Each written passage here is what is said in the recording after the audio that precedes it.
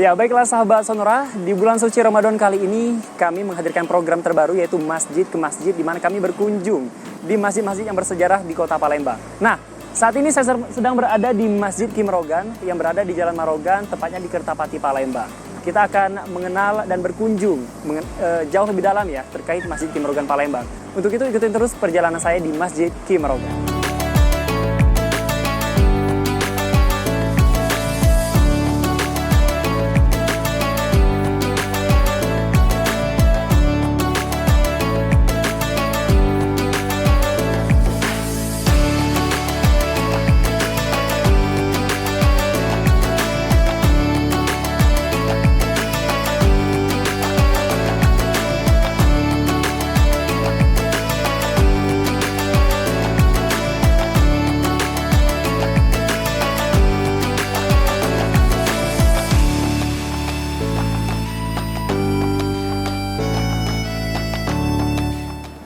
Ya, baiklah sahabat Sonora, saat ini saya sedang berada di dalam Masjid Ki Merogan. Ini lokasinya di Jalan Marogan, tepatnya di daerah Kertapati Palembang. Nah, sedang bersama saya saat ini ada Ketua Pengurus dari Masjid Ki Merogan Kertapati. Ini ada Ustadz Mehmet Ahmad. Selamat siang, Ustadz Mehmet. Assalamualaikum Ustadz. Selamat siang.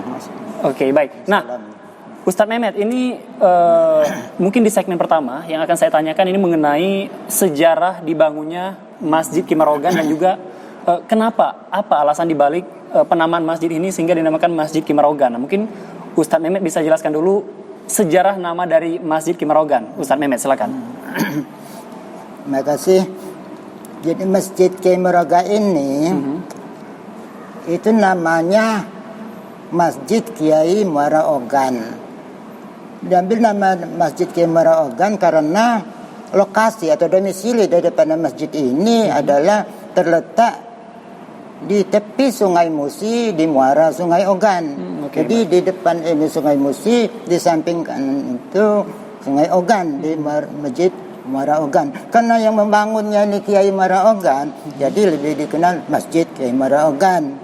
Kiai Muara Ogan ini juga nama beliau ini diabadikan dari Jembatan Kertapati sampai ke flyover Keramasan, Jalan Ki Merogan. Itu disingkat Kiai Merogan, Kiai Merogan, lalu Ki Merogan, Ki Merogan.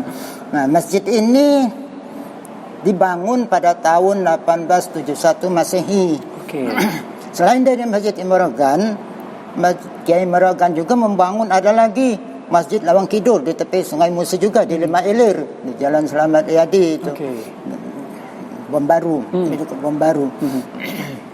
Masjid Ki Merogan ini itu yang masih asli itu tiang-tiang ini dapat kita saksikan tiang kayu sejak dibangunnya belum pernah dirubah. Itu ada 16 tiang, 4 sebagai soko guru dan 12 sebagai penunjang. Kalau masjid-masjid lama itu Masjid Agung, Masjid Ki Merogan, Masjid Lawang Kidul, Masjid Suro, Masjid Sungai Lumpur, 5 masjid ini semua tiangnya kayu unglen ini. Nah, kalau yang batu itu coran itu tambahan. Ini yang depan ini tambahan. Setelah selesai direnov ya. Iya. Jadi Masjid Ki Merogan ini dibangun tahun 1871 dengan biaya pribadi dari Kiai Merogan, karena Kiai Merogan ini beliau punya usaha sawmill atau pabrik gesek kayu. Masya Allah. Pabrik gesek kayu, panglong kayu, sawmill. Selain dari Masjid Merogan, ada lagi Masjid Lawang Kidul yang dibangun oleh Kiai Merogan ini. Itu pada tahun 1883 itu yang dibangun Masjid Lawang Kidul. Jadi lebih dulu di Masjid Ki Merogan ini dibangunnya. Baik. Berarti Ustaz Mehmet ini memang pembangunan masjid Kiai Merogan ini memang dana pribadi dari Ki Merogan ya. Wow, ini mungkin Ustaz Mehmet boleh dijelaskan apa sih kenapa sampai orang-orang itu pada di Palembang ini nama Ki Merogan itu terkenal? Apa yang menjadi mungkin ciri khas ataupun juga track record dari Ki Merogan ini, Ustaz Mehmet? Terima kasih.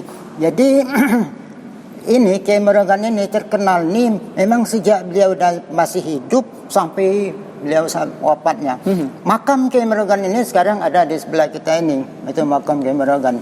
Tiap hari dikunjungi daripada peziarah, terutama pada hari Jumat dan pada hari Minggu yang ramai itu. Yang selain dari kota Palembang juga dari luar kota. Ada yang dari Jakarta, dari Bengkulu, Jambi, Lahad, Kampung Muli, bahkan ada juga yang dari Malaysia. Wow, lagi yang negeri ya. Itu juga yang ziarah itu macam-macam juga. Ada yang pegawai, ada yang orang awam, ada yang apa namanya majelis taklim, ya, ngajak anak ini santri-santrinya.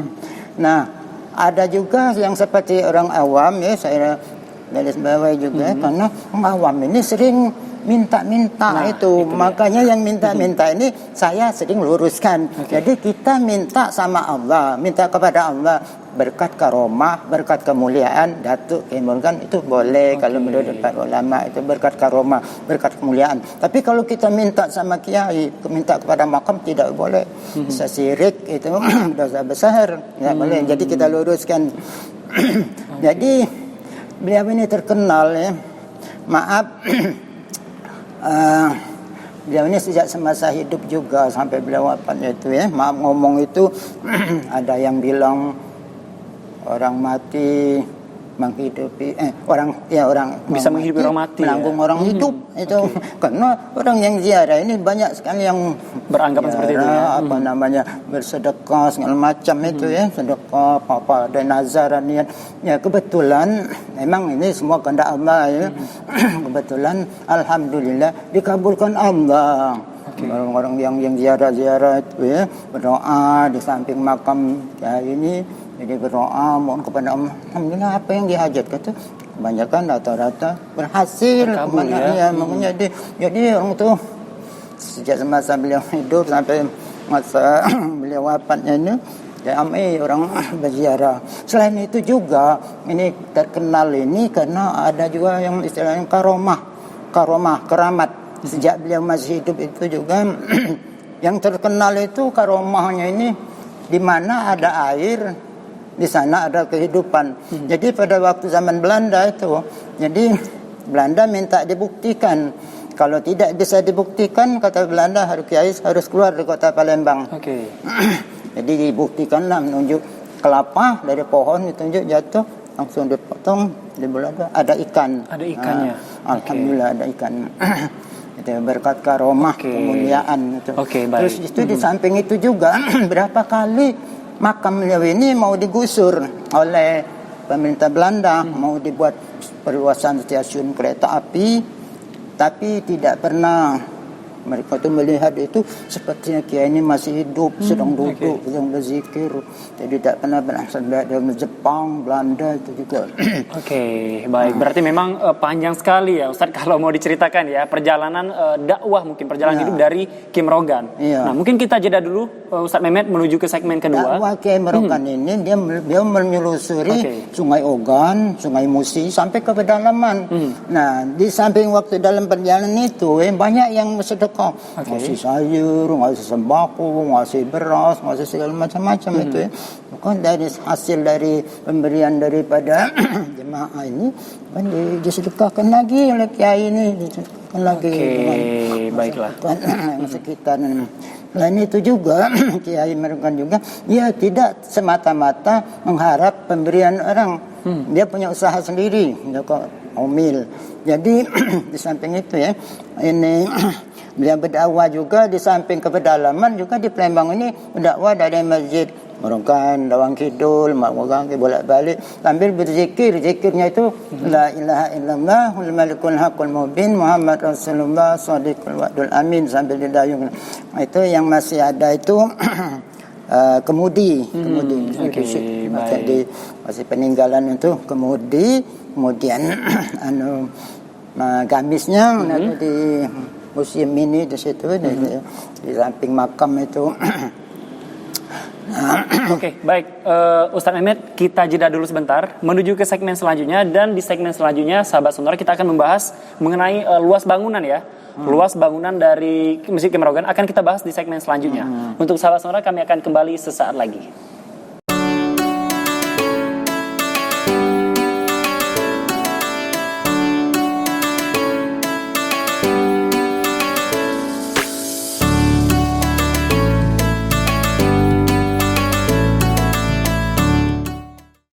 Ya, baiklah, terima kasih sahabat Sonora, dan kita sudah berada di segmen kedua. Tadi di segmen pertama kita sudah banyak sekali menjelaskan mengenai sejarah ya dibangunnya dari Masjid Ki Marogan, terus perjalanan dakwah dari Ki Marogan yang sangat panjang sekali dan sangat banyak sekali pelajaran yang bisa kita ambil dari perjalanan dakwah beliau. Nah, di segmen kedua ini kita akan menanyakan kepada Ustadz Mehmet selaku ketua pengurus dari Masjid Ki Marogan ini mengenai luas bangunan, Ustadz Mehmet, luas bangunan dan juga berapa banyak Masjid Ki Marogan Kertapati ini bisa menampung jamaah. Ya. Ini mungkin boleh diceritain, Ustadz Mehmet, silakan.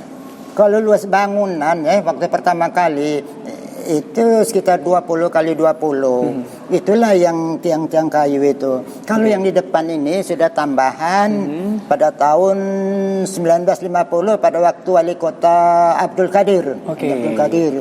Bantuan inilah dak ini tambahan. Jadi yang itu ya yang kayu plafon itu itulah yang asli pertama kali itu. Nah, kalau yang ini di samping ini teras apa itu sudah tambahan itu. Berarti ini tidak pernah dirubah ya, Ustaz ya? Ya, tidak pernah dirubah. Dari plafon sampai dengan tiang-tiangnya ya. Plafon, tiang kayu tidak pernah dirubah terus sejak dibangunnya dari ini. Tahun 1871. Iya, 1871. Wow. Ini jenis kayunya kayu apa nih, Ustaz Mehmet? Kayunya jenis apa nih, kayu? Kalau kayu ini. Kayu ini itu kayu unglen. Kayu unglen ini dulu didatangkan dari Kalimantan, Borneo. Dan yang nyebutnya kayu besi karena dia tahan seumur hidup itu. Seumur hidup tahannya tidak dimakan rayap, tidak bisa. Nah, kalau kita perhatikan juga ya, masjid-masjid lama ini seperti Masjid Agung, Sunan Mahmud Badarudin Biaya Wikramo yang mendirikan itu, yang membangunnya itu dijilat itu di dalamnya itu ruang utamanya sama seperti ini.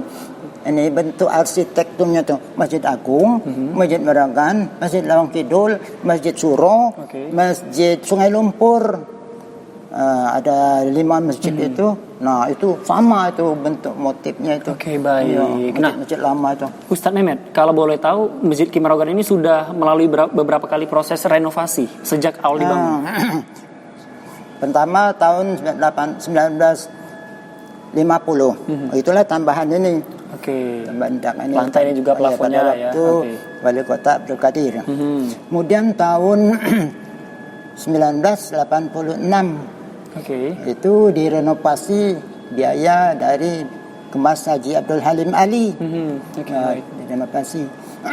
Kemudian tahun 2006. 2006 Jalim juga itu. Ya. Kemudian tahun 2012 itu yang pelebaran jalan ini. Kalau dulu kan agak sempit jalannya itu. Jadi diperjuangkan, alhamdulillah bisa dibiayai oleh Kemas Haji Abdul Halim untuk membebaskan rumah-rumah warga ini. Kalau menurut sejarah ya, tanah Kiai Marogan ini sampai ke Pasar Kertapati itu. Pasar Kertapati. Iya, sampai ke sana, sampai ke Sungai Gelam. Tapi pada waktu zaman Belanda ingin ini untuk stasiun kereta api. Maksudnya tinggal sedikit ini. Baik. Berarti memang luas ya kalau dilihat bangunan dari Masjid Ki Marogan. Nah, Ustadz Mehmet, ngomong-ngomong ini kalau untuk Masjid Ki Marogan sekarang bisa menampung berapa jamaah nih? Kalau jemaah itu lebih kurang 1.600 kapasitasnya sekarang ini. Untuk di dalam saja ya? Iya, untuk hari Jumat itu ya, untuk di dalam.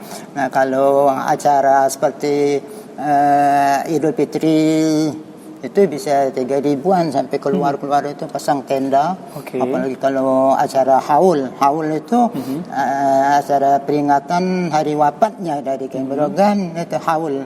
Hari wafatnya. Kalau maulid kan hari lahir ya, maulid Nabi, kelahiran hari wafatnya. Ini secara besar-besaran ada sudah 4 kali acara haul ini. Ini yang pernah mengundang Habib-Habib yang dari Habib Lutfi bin Yahya, pernah Habib Rizik juga pernah. Ya ini oleh karena sekarang masa pandemi ini, jadi rencana itu insya Allah tanggal 5 Maret kita mau acara haul yang ke 120. 120, tapi secara sederhana. Ya, karena mengingat masalah masa pandemi ini kan tidak boleh terlalu banyak kumpul-kumpul. Oke, akan kita bahas mungkin ya terkait protokol kesehatan yang dilakukan di Masjid Ki Merogan di segmen ketiga nanti. Kita jeda dulu sebentar menuju segmen ketiga, Ustadz Mehmet dan sahabat Nurul, kami akan segera kembali sesaat lagi.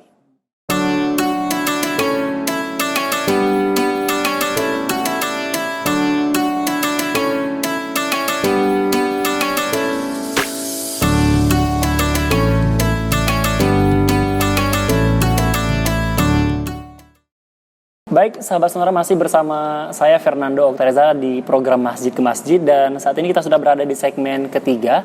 Dan di segmen ketiga ini kita akan membahas mengenai protokol kesehatan ya yang diterapkan di Masjid Ki Merogan, karena mengingat saat ini masa pandemi corona memang mengharuskan kita menjalankan berbagai aktivitas yang tidak biasanya kita lakukan, apalagi di masjid. Nah, akan kita tanyakan kepada Ustadz Mehmet. Ustadz Mehmet, ini mengenai protokol kesehatan yang dijalankan di Masjid Ki Merogan selama masa pandemi seperti apa, Ustadz Mehmet? Ya.